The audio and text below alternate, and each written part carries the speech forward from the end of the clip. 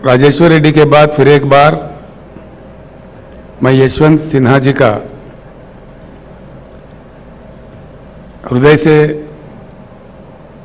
तेलंगाना जनता के ओर से, तेलंगाना सरकार के ओर से, हम तमाम के ओर से स्वागत करते हैं इस ऐतिहासिक हैदराबाद शहर में। यशवंत सिन्हा जी एक अच्छे सच्चे टॉल पर्सनालिटी है।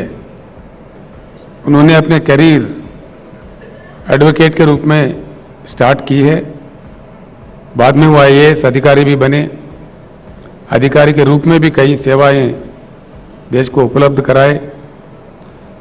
उसके बाद राजनीति में आए और सम्मानित रूप से एक बार वो वित्त मंत्री थे देश के और एक्सटर्नल अफेयर्स मिनिस्टर भी रह चुके हैं। उसके बाद उनके जो इनसाइट्स थे, जो मंत्रालय वो संभाल रहे थे, अंतर्राष्ट्रीय स्तर पर भी पेरिस में उनको पुरस्कार दिया गया, उनको सम्मानित भी किया गया। ऐसे एक नेता को आज स्वागत करने में हम फख्र महसूस करते हैं। आज हम भाग्यशाली है कि एक अच्छे नेता को अच्छे ढंग से हमने राष्ट्रपति पद के लिए चुना है और आज हैदराबाद में जब वो आए, हम बड़ी अच्छी तादाद में उनके स्वागत भी किए हैं। इस चीज को लेकर देश के सारे पार्लियामेंटेरियंस को मैं एक अपील करना चाहूंगा। भारत में हमारे लोकतंत्र है, we have a democracy in practice in India. इससे पहले जब वीवी गिरी साहब राष्ट्रपति चुनाव के लिए लड़ रहे थे, उस समय हिंदुस्तान में एक नारा चला कि भाई आत्म प्रबोध से वोट दीजिए, और उसी के अनुसार वीवी गिरी जी का भी जीत हुआ। यह हमारे देश के इतिहास में है। आज मैं सारे भारत के पार्लियामेंटेरियंस को, जितने भी पार्लियामेंट मेंबर्स है, विधायक है, जो भी इस चुनाव के लिए, राष्ट्रपति चुनाव के लिए वोट देने के लायक है, उन सारे भाइयों से, बहनों से मैं अपील करता हूं, तुलना करके देखिए दोनों कैंडिडेट के बीच में और आपके आत्मा के अनुसार, आत्मा प्रबोध के अनुसार यशवंत सिन्हा जी का तायीद कीजिए।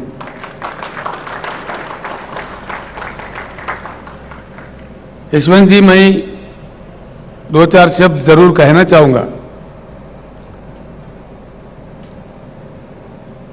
आशा करते हैं कि आप जीत जाए और देश का मान्यता बढ़े, देश का मान मर्यादा बढ़े। आप जैसे पर्सनालिटी जीतती है, व्यक्तिगत तौर पर आपका तो पर्सनालिटी बढ़ेगा ही, लेकिन देश का मान मर्यादा और बढ़ेगा। लेकिन क्या हो रहा है इस देश में? आज जो कुछ भी हो रहा है गलत हो रहा है। जो कुछ भी किया जा रहा है गलत किया जा रहा है। ऐसे स्थिति में देश को खामोश नहीं रहना चाहिए, आवाज उठाना चाहिए, सबको एकत्रित होना चाहिए और एक परिवर्तन ऐसा वैसा नहीं, एक उच्च गुणवत्ता वाली परिवर्तन। We need to bring in a qualitative change in Indian politics.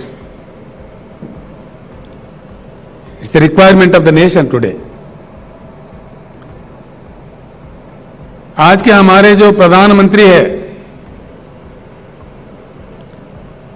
वो आज हैदराबाद आने वाले हैं,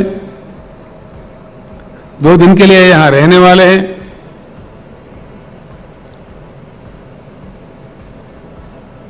गला फाड़ फाड़ के हमारे खिलाफ बोलने वाले हैं। कोई बात नहीं, लोकतंत्र है, जो जिसके समझ में आए बोले, जो जिसको कहना है कहे। यही हमारा लोकतंत्र का मान्यता है। हम इतना ही कहना चाहेंगे, माननीय प्रधानमंत्री जी, जिस प्रकार से आप विपक्षी दलों के नेताओं पे गला फाड़ फाड़ के गलत आरोप लगाते हैं, उसी प्रकार से जो संबोधित करने वाले हैदराबाद सभा को, उसमें हमारे प्रश्नों का उत्तर दीजिए। ये मांग आज आपसे देश कर रहा है। प्रधानमंत्री जी, जब आप पहली बार चुने गए थे, जनता के साथ कई आश्वासन दिए थे, कई प्रॉमिसेस किए थे। एक भी, कम से कम एक भी आपका किया हुआ वादा पूरा हुआ क्या? हम जानना चाहेंगे तो किया है तो किस वादा आपने पूरा किया? एक भी, कम से कम एक भी टार्च लाइट डाल के भी ढूंढो तो नहीं मिलेगा। ये मैं नहीं, सारे देश कह रहा है।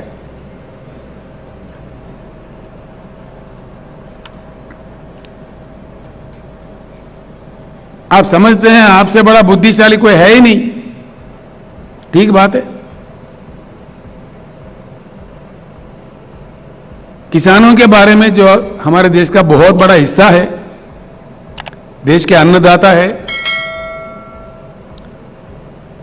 आपने कह दिया कि किसान का इनकम डबल करेंगे। डबल तो हुआ ही नहीं, खर्चा डबल हुआ जरूर। आपने जिस प्रकार से डीजल बढ़ा दिए, पेट्रोल बढ़ा दिए, बिजली का कीमत बढ़ा दिए, खाद का कीमत बढ़ा दिए, उससे इन्वेस्टमेंट डबल जरूर हो गया है। भले ही मैं हैदराबाद से कह रहा हूं कि हिंदुस्तान के हर किसान यह बात जानता है, वो उनका पर्सनल एक्सपीरियंस है। और आपने जिस प्रकार से 3 बिल लाए हैं खेती किसानी को लेकर के, 13 महीने इस देश में किसानों ने आंदोलन किया, आपके सरकार के खिलाफ, आपके नीतियों के खिलाफ। आप किस प्रकार के गंदे गंदे आरोप हमारे अन्नदाताओं पर लगा रहे थे। आपने तो उनको उग्रवादी कह दिया, खालिस्तानी कह दिया, जो आपके मन में आए मनमानी कह दिए। आपके मंत्रियों ने आंदोलनकारियों पे जीप चढ़ाए, कार चढ़ाए, मार दिए, हत्या भी किए। और उस दौरान 700 किसान वीर गति पाए। आंदोलन लड़ते लड़ते 700 किसान का मृत्यु हुआ। आपको इस चीज का एहसास ही नहीं है।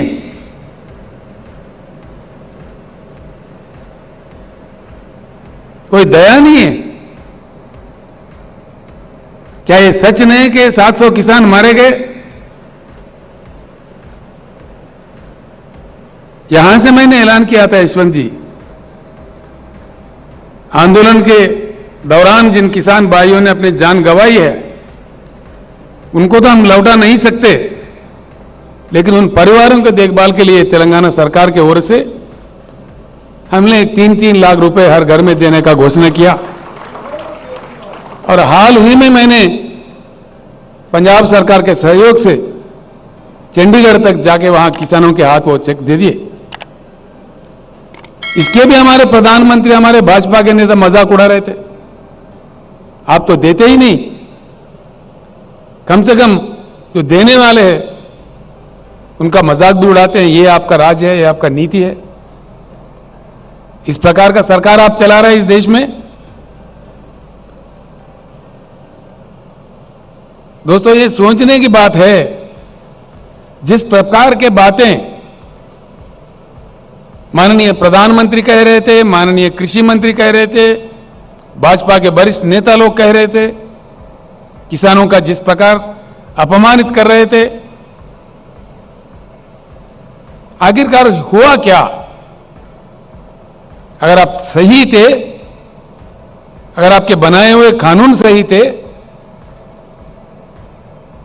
आखिर हुआ क्या? सारा देश के सामने आपको सर झुका के किसानों को माफी मांगना पड़ा। आपने माफी मांगा? ये तो प्रधानमंत्री का आदत है। चुनाव के वक्त है मीठी मीठी बातें, चुनाव गुजर गया तो झूठी झूठी बातें। ये देश देख रहा है, देश महसूस कर रहा है। अगर आप सही थे तो फिर किसानों को क्यों माफी मांगा? आपके बनाए हुए कानून क्यों वापस लिए? और उसके बाद में किसानों को जो आश्वासन आप दिए थे, क्या हुआ? आज तक कोई बात ही नहीं है। किसान आपको कोई सोना हीरा थोड़ी मांग रहा है। किसान, देश के किसान, किसान अपने उगाए हुए पैदावारी का मोल मांग रहे हैं, मिनिमम सपोर्ट प्राइस मांग रहे हैं, एक इज्जतदार जिंदगी मांग रहे हैं। जिस प्रकार से आप पूंजीपतियों का एनपीएस का कर्जा उतारते हो लाखों करोड़ देके, वो नहीं मांग रहे किसान। किसान मांग रहे तो अपने हक मांग रहे, अपने पैदावारी का दाम मांग रहे, वो भी देने का क्षमता आपके पास नहीं है। आप आवाज ऊंचा करके, बात करके, जो मन में आए कह के आप कहते जाओ, आगे ये नहीं चलने वाला है इस देश में।